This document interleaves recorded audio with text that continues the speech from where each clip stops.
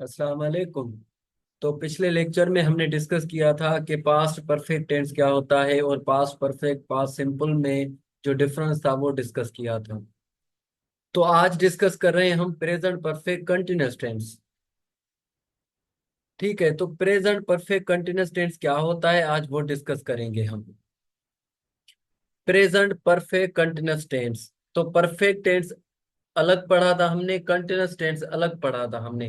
लेकिन ये क्या भला है कि present perfect continuous tense perfect भी है कंटिन्यूअस भी है। तो आज यही डिस्कस करेंगे कि हम ये टेंस परफेक्ट कंटिन्यूअस टेंस क्या है। तो सबसे पहले ये देख लें कि इनके हेल्पिंग वर्ब्स क्या है। Have been and has been. Have been and has been are the helping verbs of present perfect tense, perfect continuous tense। तो उनके बाद जो हेल्पिंग वर्ब है, ये उनके बाद हम डिस्कस करेंगे कि इसके साथ जो मेन वर्ब लगता है वो क्या होता है, प्लस में इंग फॉर्म। अब main verb of the main form of the sub main verb जो होगा वो इंग फॉर्म ऑफ द वर्ब होगा, जिसको हम V4 भी कहते हैं, जिसको हम इंग फॉर्म भी कहते हैं। ये आप याद कर लें। प्रेजेंट पार्टिसिपल भी कहते हैं हम इसको। तो प्रेजेंट पार्टिसिपल पास्ट पार्टिसिपल ये बाद का लेक्चर है हमारा। अभी आप ये नोट कर लें कि in form of the verb इसमें यूज होता है फॉर्म का। और हेल्पिंग वर्ब से have been and has been. Have been and has been का तो आपको पता होगा कि प्लूरल सब्जेक्ट के साथ हैव बीन लगता है और सिंगुलर सब्जेक्ट के बाद हैज बीन लगता है। तो आ रहे हैं कि past present perfect continuous tense क्या है। तो प्रेजेंट परफेक्ट कंटिन्यूअस टेंस कहता है कि an action started in past and still continue. कोई ऐसा एक्शन जो पास्ट में स्टार्ट हुआ और स्टिल कंटिन्यू है, उसको हम कहते हैं प्रेजेंट परफेक्ट कंटिन्यूअस टेंस। और इसको आप कह सकते हैं कि पार्शियल एक्शन स्टिल कंटिन्यू। अब पार्शियल एक्शन का मतलब क्या है कि आधा काम हुआ और अभी तक जारी है। मतलब काम पूरा भी नहीं हुआ लेकिन आधा कंप्लीट हुआ है। ऐसा टेंस जो पार्शियल एक्शन और प्लस में स्टिल कंटिन्यू हो, उसको हम कहते हैं प्रेजेंट परफेक्ट कंटिन्यूअस टेंस। ये डेफिनेशन का कॉन्सेप्ट भी हम आगे टेंस सेंटेंसेस में मैं आपको क्लियर करवा रहा हूं कि मैंने पार्शियल कंप्लीट एक्शन क्यों कहा और पार्शियल एक्शन क्यों कहा मैंने। तो ये आगे डिस्कस कर रहे हैं हम।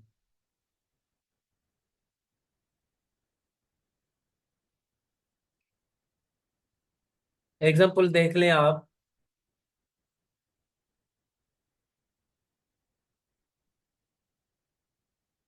आमना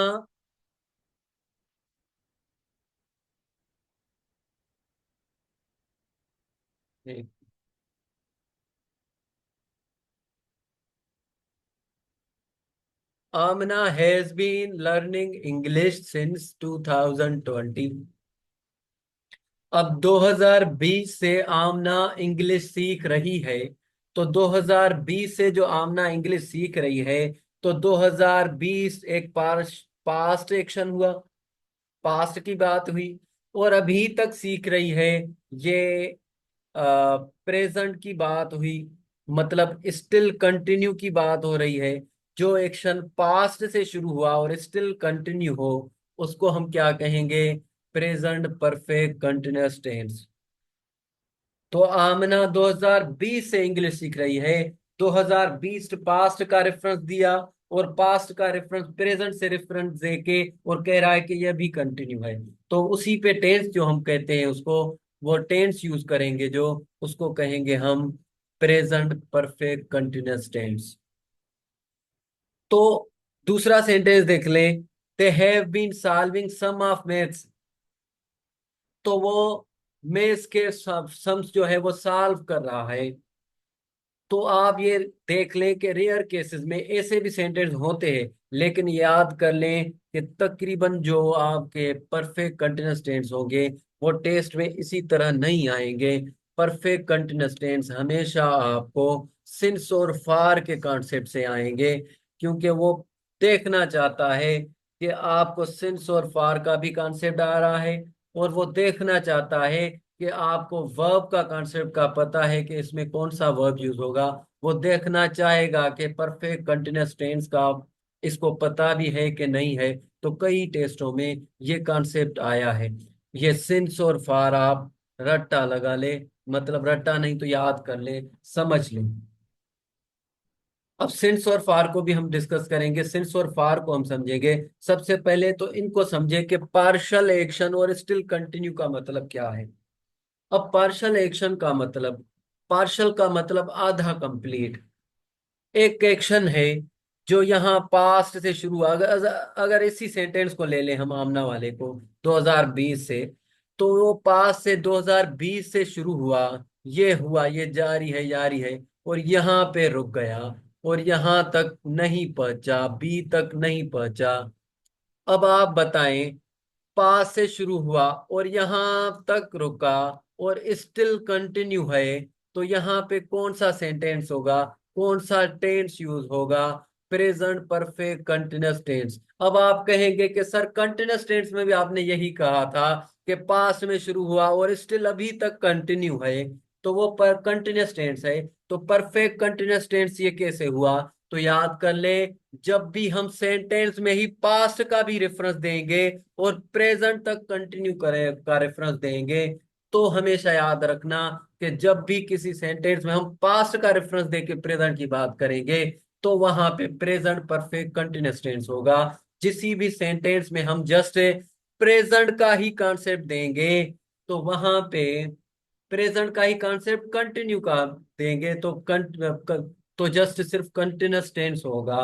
तो पास्ट का रेफरेंस देके प्रेजेंट का भी रेफरेंस देंगे और स्टिल कंटिन्यू का कहेंगे, तो हमेशा याद रखना कि वो प्रेजेंट परफेक्ट कंटिन्यूअस टेंस होगा। अब आपको मैं कहूं कि आमना अंग्रेजी सीख रही है, तो आमना अंग्रेजी सीख रही है, तो आमना ने एक्शन स्टार्ट तो किया, लेकिन यहाँ पे वो सीख रही है। अब यहाँ पे जो कंटिन्यूअस का जब डिस्कस करेंगे हम, तो यहाँ पे जो डिस्कस कर रहे हैं, यहाँ अभी सीख रही है, तो ये हुआ प्रेजेंट कंटिन्यूअस टेंस। अगर हम कहें पास्ट से लेके कोई एक पॉइंट बता दे, कोई एक टाइम बता दे, कोई पास्ट का रेफरेंस बताकर कहें कि अभी तक वो सीख रही है, तो वो क्या होगा? Perfect continuous tense.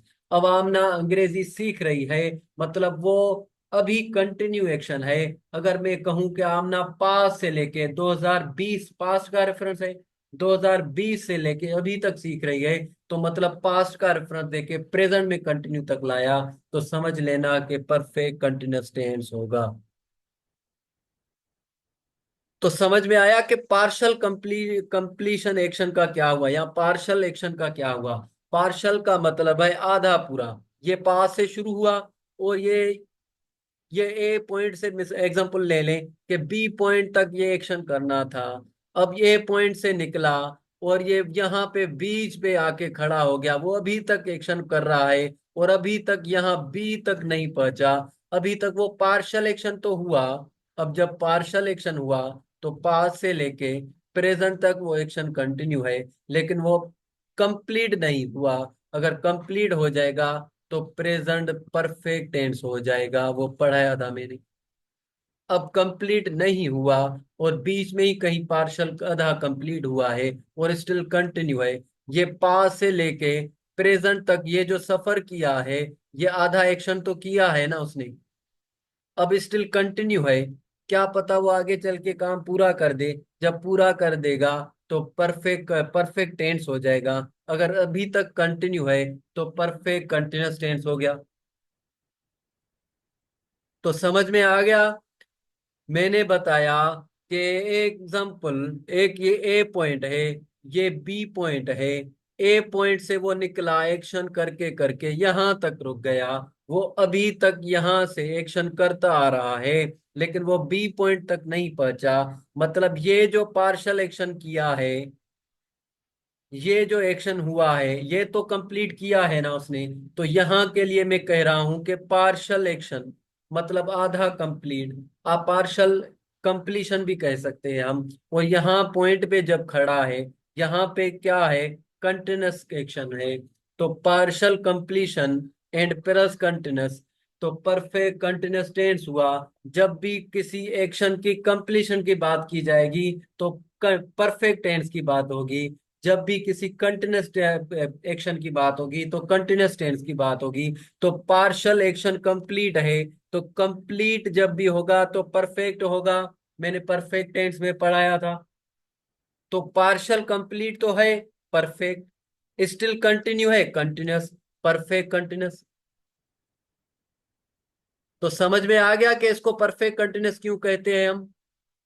अब एक क्वेश्चन कर लूं मैं कि सर, आपने कहा था कि परफेक्ट टेंस हमेशा आप अपने साथ थर्ड फॉर्म यूज लेता है। मैंने कहा था जहां भी परफेक्ट देखो वहां थर्ड फॉर्म जरूर मिलेगा, और जहां भी कंटिन्यूअस देखो वहां पे इंग फॉर्म जरूर मिलेगा।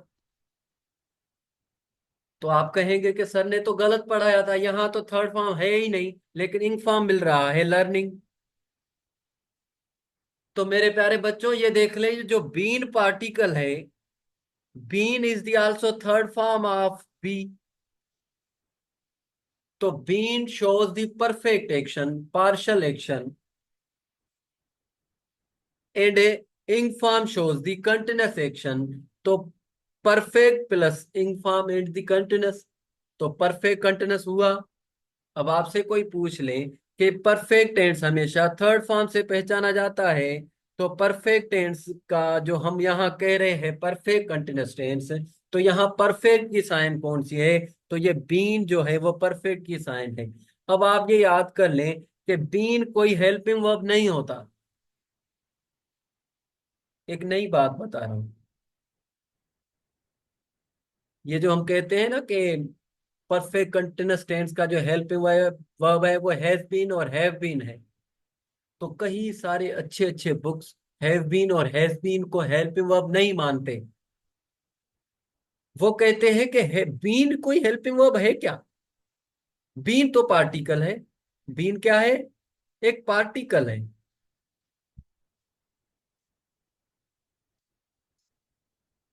हेल्पिंग वर्ब हैज हैव है इसके भी।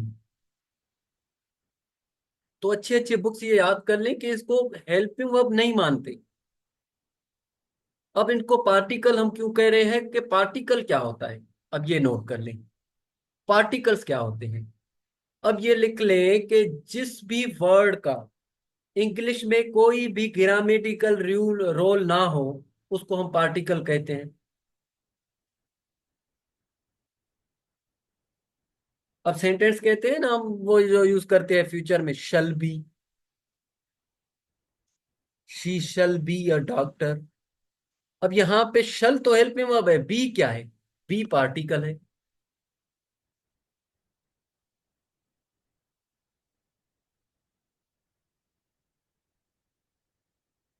द वार ब्रोक आउट, ये वर्ड आपने सुना होगा कि वार छिड़ गई, वार शुरू हो गई।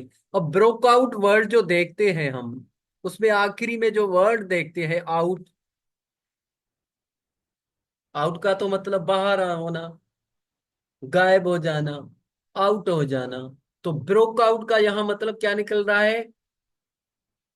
छिड़ जाना, शुरू हो जाना। तो यहाँ पे आउट का मतलब कोई और है, आउट का कोई कॉन्सेप्ट नहीं, कोई लॉजिक नहीं। तो जिस भी वर्ड का, जिस भी मतलब के वर्ड का कहें कि जिस भी वर्ड का कोई ग्रामेटिकल रोल नहीं होता वो पार्टिकल होता है। तो ब्रोक आउट में ब्रोक जो है वर्ड है और आउट जो है वो है पार्टिकल। तो ब्रोक के साथ वो पार्टिकल मिला तो एक अलग सी माना उनकी निकल गई। जैसे रन ऑफ कहते हैं, ऑफ जो है पार्टिकल है। ठीक है। तो स्विच ऑफ, स्विच के बाद में ऑफ जो आ रहा है वो भी पार्टिकल है। तो जिस भी वर्ड का कोई भी ग्रामेटिकल रोल ना हो उसको हम पार्टिकल कहते हैं। तो ये भी नोट कर लें, कहीं ऐसा ना हो जाए कोई आपसे पूछ ले कि आपको ये ना पता हो कि पार्टिकल क्या होता है। तो यहाँ पे सेंटेंस में अच्छे अच्छे बुक्स कहते हैं कि ये बीन जो है ये परफेक्ट टेंस की साइन है। परफेक्ट टेंस का कॉन्सेप्ट देख रहा है, ये बी का थर्ड फॉर्म है, लेकिन यहाँ पे इसका कोई ग्रामेटिकल रोल नहीं। अगर ग्रामेटिकल रोल नहीं तो ये पार्टिकल है। ठीक है, अब आगे आ रहे हैं हम। सिंस और फार का कॉन्सेप्ट यूज देखते हैं। तो मैंने कहा कि जब भी परफेक्ट कंटिन्यूअस टेंस होगा तो सिंस और फार का कॉन्सेप्ट आपको याद करना ही करना होगा, क्योंकि तकरीबन जो भी टेस्ट होती है, जिस भी टेंस में परफेक्ट कंटिन्यूअस टेंस पूछा गया है, वहां पे सिंस और फार का कॉन्सेप्ट पूछा गया है। आप कई टेस्टों में देखेंगे, परफेक्ट कंटिन्यूअस टेंस के रिपीटेड एमसीक्यूज देखेंगे कि सिंस और फार में वो बंदों को, वो बच्चों को डाइवर्ट कर रहा है, और हमें अभी तक सिंस और फार का कॉन्सेप्ट नहीं पता होता। तो सिंस और फार का कॉन्सेप्ट देखते हैं। तो सबसे पहले देखते हैं कि सिंस कहाँ यूज होता है। लेकिन सिंस और फार किस किस टेंस में यूज कर सकते हैं? सिंस और फार परफेक्ट टेंस में मैंने यूज किया था। सिंस और फार परफेक्ट टेंस में भी आप यूज कर सकते हैं, लेकिन ज्यादातर जो सिंस और फार का रियल यूज होता है वो परफेक्ट कंटिन्यूअस टेंस में, इसी में होता है। ये याद कर लें हम।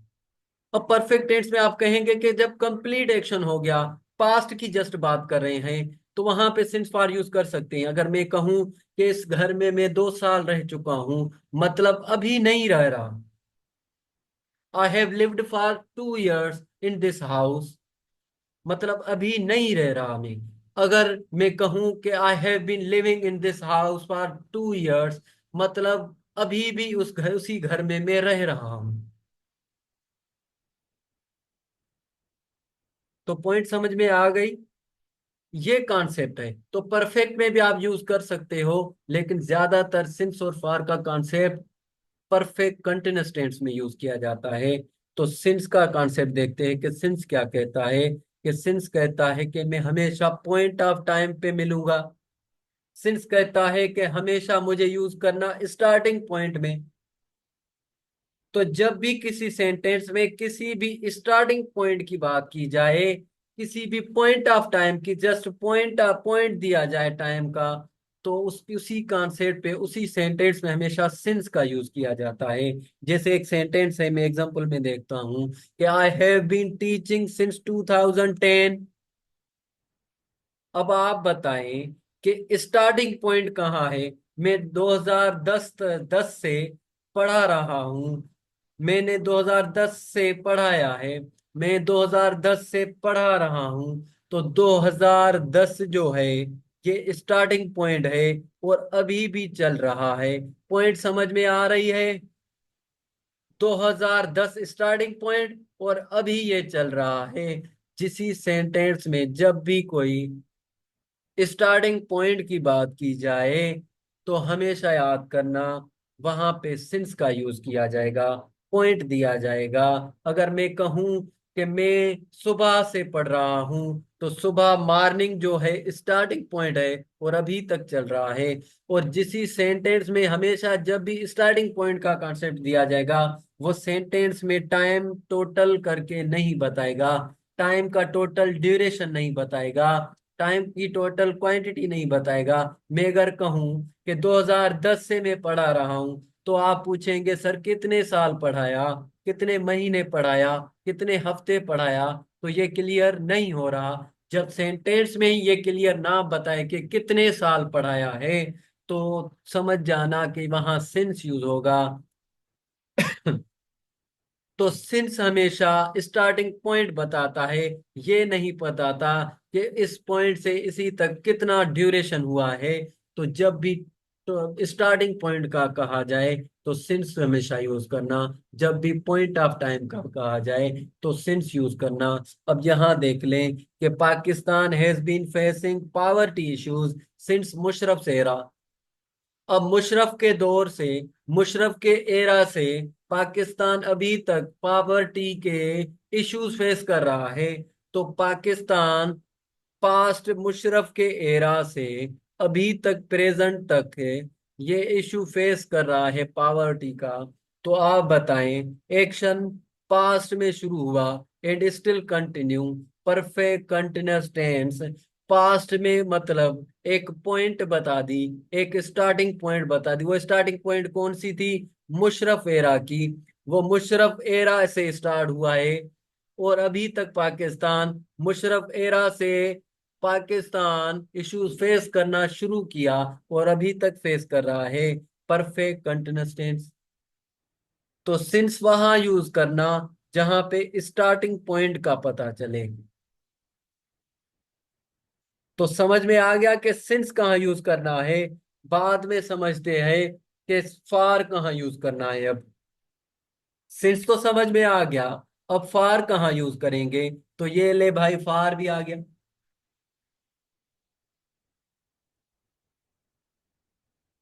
तो फार यूज होता है पीरियड ऑफ टाइम के लिए, जहां पे मतलब ड्यूरेशन ऑफ टाइम हो, या कह ले कि क्वांटिटी ऑफ टाइम हो, टाइम का मिकदार मिले। ये सेंटेंस देख लें। They have been learning mathematics for 4 years।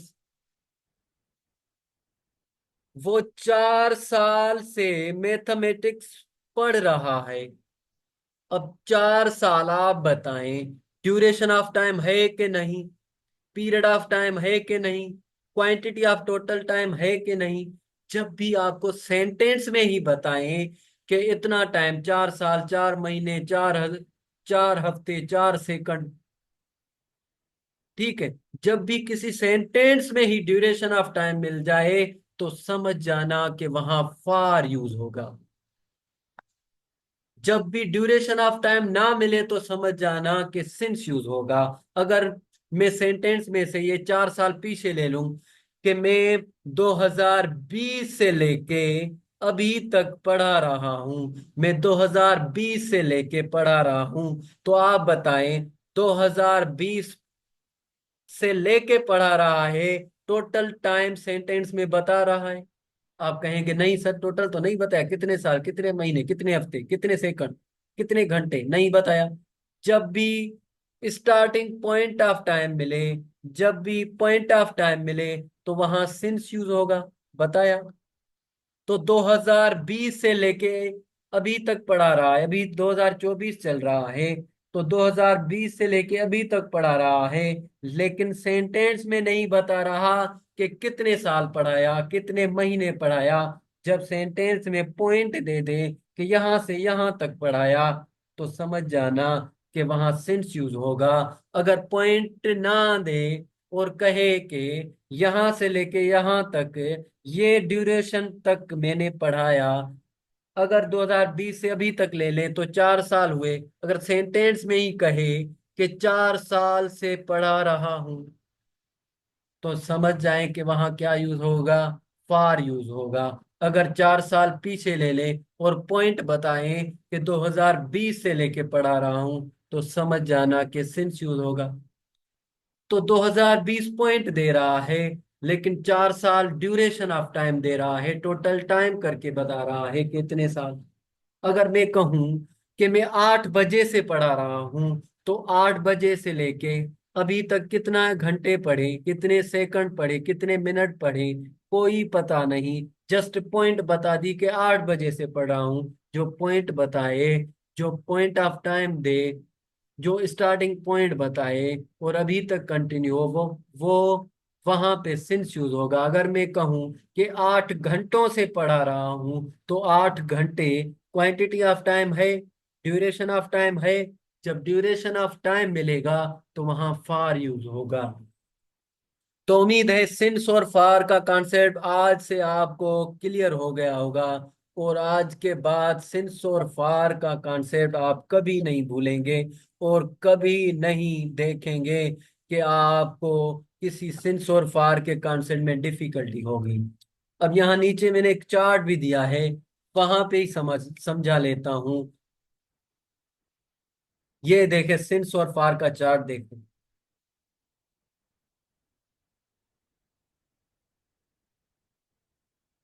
तो आई हैव बीन, यहाँ सेंटेंस देख ले, ऊपर जो दो लिखे हुए हैं। I have been living in Spain for 6 years। तो सामने लिखा हुआ है कि ड्यूरेशन ऑफ टाइम है फॉर 6 इयर्स। तो मैं वो सेंटेंस में कह रहा है कि मैं स्पेन में 6 सालों से रह रहा हूं। तो 6 साल पूरे बताएं।